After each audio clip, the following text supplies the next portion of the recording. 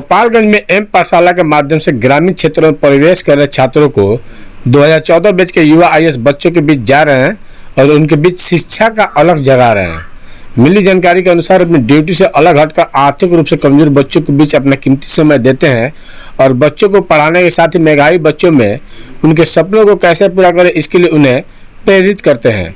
इस टीम में समस्तीपुर के आईएएस संतोष कुमार, गोपालगंज के आईएएस विजय कुमार शामिल हैं। वहीं माजागढ़ प्रखंड के पिठौरी गांव की छात्रा रितु यादव ने बताया कि वह भी एम पाठशाला में पढ़ने आती है और आईएएस संतोष सर के दिशा निर्देश के अनुसार सिविल सर्विसेज की तैयारी कर रही है। बहरहाल अधिकारियों द्वारा किए गए इस पहल से ग्रामीण इलाकों में शिक्षा का बेहतर माहौल बन रहा है। देखिए विशेष रिपोर्ट।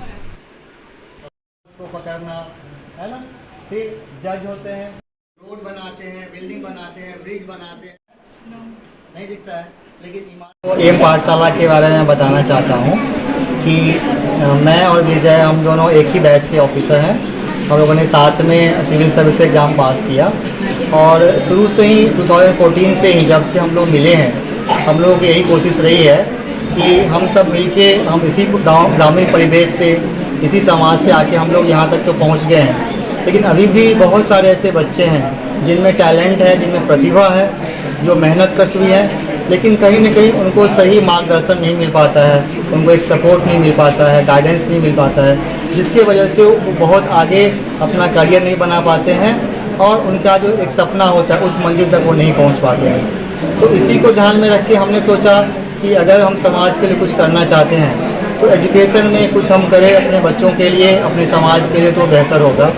इसी के मद्देनज़र हम सभी ने मिल के, हमारे कई साथी हैं जो कि सिविल सेवा से हैं, सारे अधिकारी हैं, अलग अलग जगहों पे काम करते हैं, लेकिन अपना थोड़ा सा समय निकाल के हम लोगों ने एम पाठशाला की शुरुआत की है। अभी 2 साल हो गया है और इसमें हमारी कोशिश है कि जो लोग गवर्नमेंट सर्विस में हैं वो लोग अपनी सैलरी से ही कुछ पैसा निकाल के अपने यहाँ पे कुछ 1-2 शिक्षक को रखें, कोई ऐसा जगह हो और वहाँ पे वैसे बच्चे जो ज़रूरतमंद हैं, जिनके पास इतना रिसोर्स नहीं है और जो बच्चे पढ़ने में मेधावी हैं लेकिन किसी कारण से उनके पास इतना रिसोर्स नहीं है कि वो अच्छे कोचिंग संस्थान में, अच्छे स्कूल में पढ़ सकते हैं, उनके लिए हमारी कोशिश है कि एम पाठशाला में आए और यहाँ पे निःशुल्क कक्षा 1 से 10 तक बच्चों को पढ़ाया जाता है।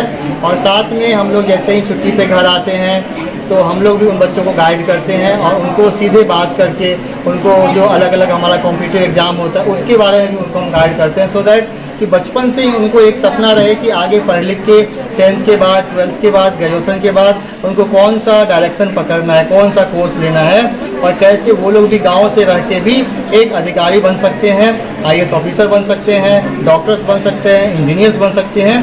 तो इन सारे चीज़ों के बारे में जो हम लोगों का एक प्रयास है एम पाठशाला के माध्यम से, उसी प्रयास के तहत मैं इसमें आया हूँ और यहाँ अभी हमने बच्चों से बात किया।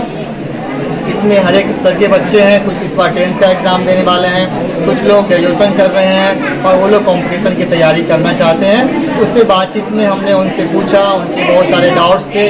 उससे क्या प्रेरणा मिली? यादव है, मैं पिठौरी गांव में एम पाठशाला जहां क्लासेस होती है, मैं फ़िलहाल यहाँ गाइडेंस के लिए आई थी। जो सर ने हमें सिखाया वो रियली बहुत ज़्यादा महत्वपूर्ण था हमारे लिए। उन्होंने हमें बहुत अच्छा गाइड किया कि हमें क्या बनना चाहिए, कैसे क्या करना चाहिए। आज उसी गाइडेंस से हमें समझ में आ रहा है कि हम कहीं से भी बिलोंग करते उससे कोई फ़र्क नहीं पड़ता, हम क्या करते उससे भी फ़र्क नहीं पड़ता।